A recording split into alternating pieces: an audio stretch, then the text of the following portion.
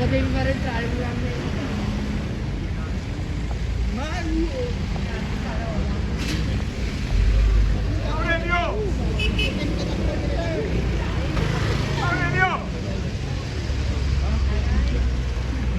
Come avete potuto vedere, l'arrivo del presidente del Napoli, Aurelio De Laurentiis.